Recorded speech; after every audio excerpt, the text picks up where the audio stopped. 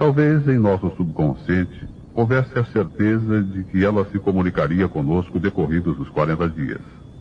Como isso não aconteceu, os trinos se fecharam, tomando assim uma atitude de desconfiança em relação a qualquer comunicação que viesse através dos médiuns.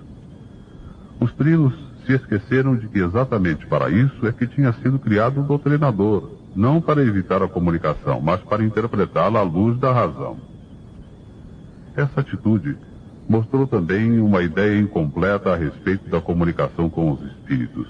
Assim como na transmissão do ensino pela palavra, o principal fator da comunicação é a emanação do plano vibratório superior que os espíritos de luz nos trazem. Nem sempre uma comunicação satisfaz o doutrinador. Há 1001 motivos para a desconfiança. O subconsciente do aparelho, a interferência de espíritos aproveitadores, ou até mesmo o estado em que se encontra o médium naquele momento. Mas é Neiva que afirma: digo em nome de nosso Senhor Jesus Cristo que o médium está incorporado. Acrescentamos nós: médium de plexo iniciático não mistifica. Portanto, sempre há incorporação. O problema é o que acontece no decorrer do trabalho. As mensagens no mecanismo psíquico instantaneamente, num relâmpago, num átomo de tempo, que é privilégio da intuição. A gente, quando intui o fenômeno, é porque está recebendo o fenômeno pronto e acabado, completo, instantâneo. Essa é a grande virtude do doutrinador, a intuição. Um momento, meu caro Tamushi. Você, quando começa a falar, você não para, você dispara.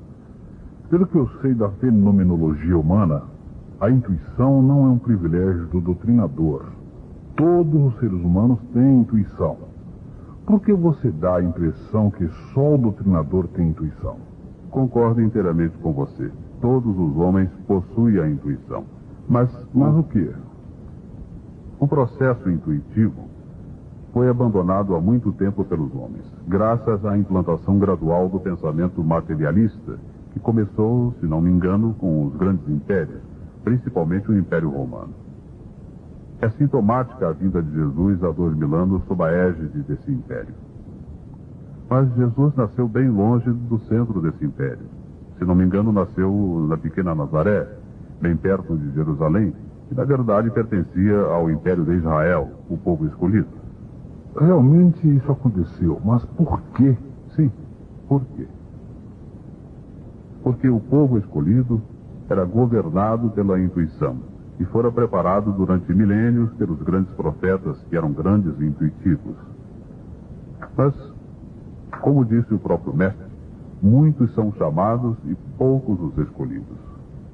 O povo judeu estava vivendo uma fase decadente sob o jugo romano, esquecido dos grandes profetas. Na ânsia de conviver com os senhores romanos e os agradar, foram destilando as forças de personalidade e abandonando o pensamento profético, cujo principal canal é o intuitivo.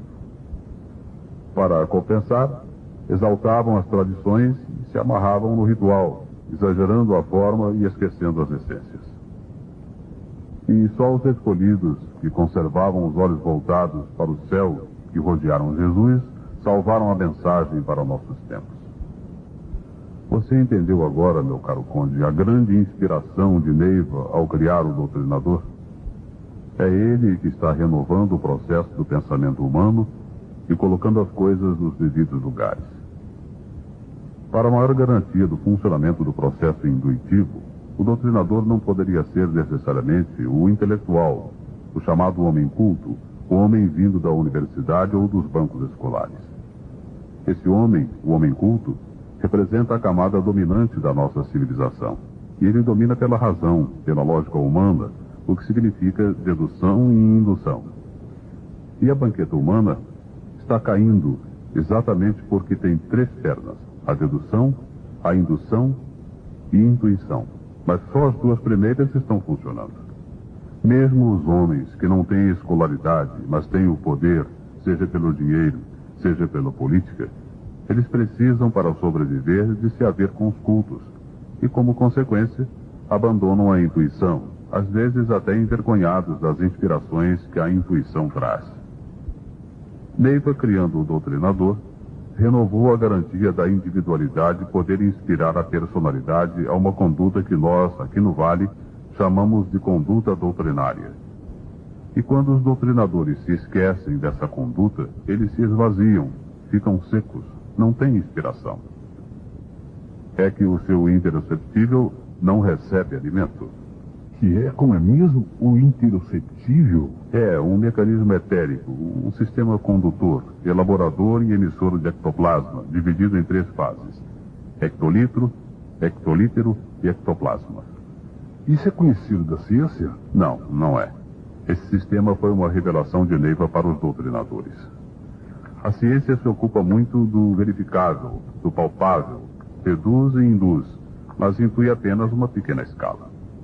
E sendo um sistema etérico, ela não desconfia. Nem mesmo o ectoplasma, que já foi fotografado em sua condensação, seduz muito a ciência em termos científicos.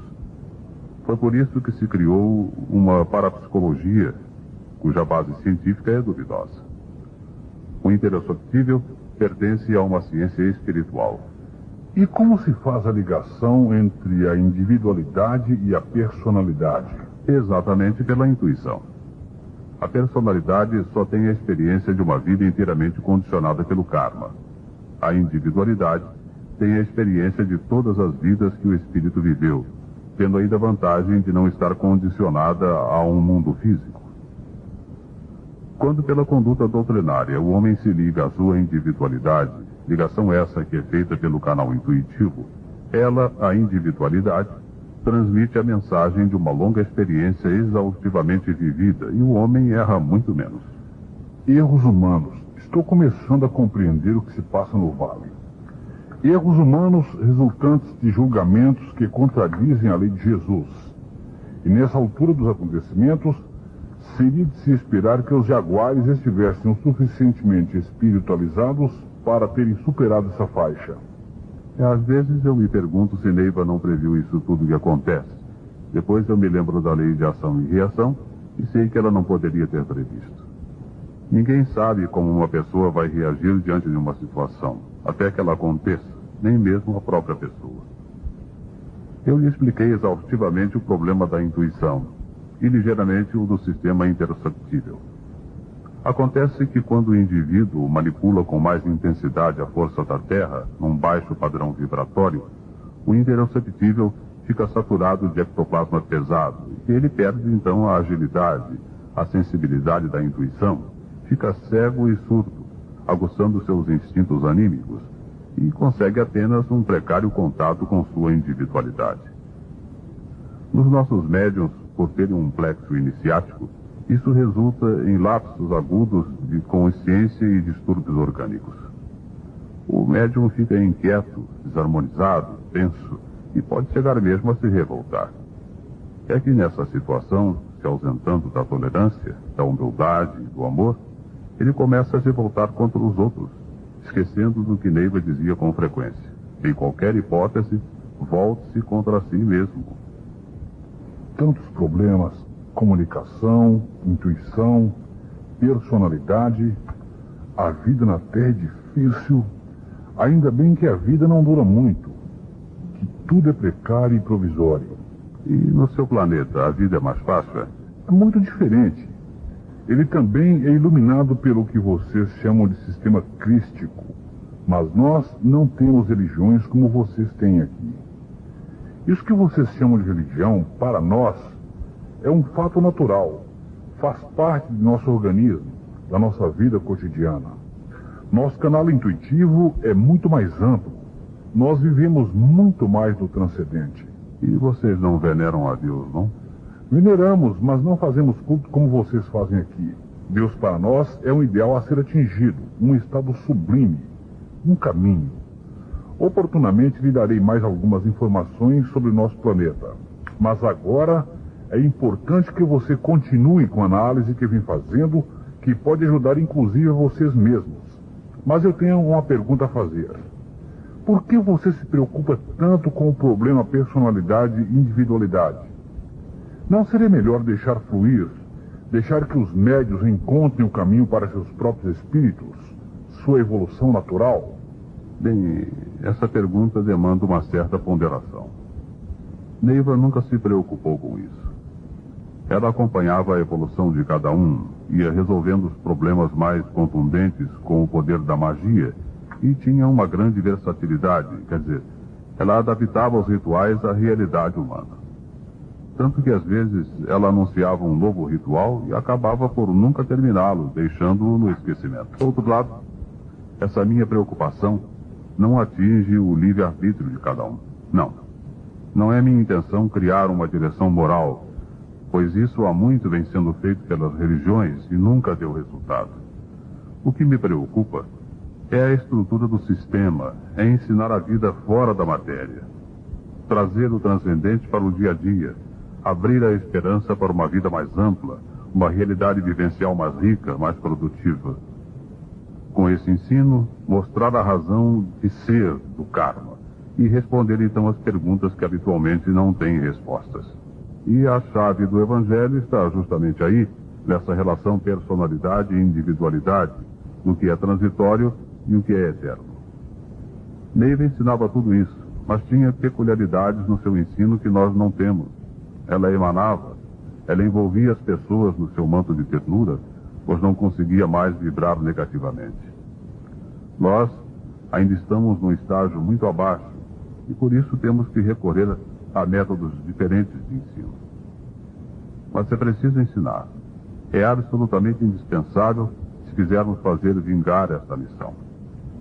E repito o que disse há pouco para você. A diferença entre nós e os outros grupos religiosos é justamente nesse ponto.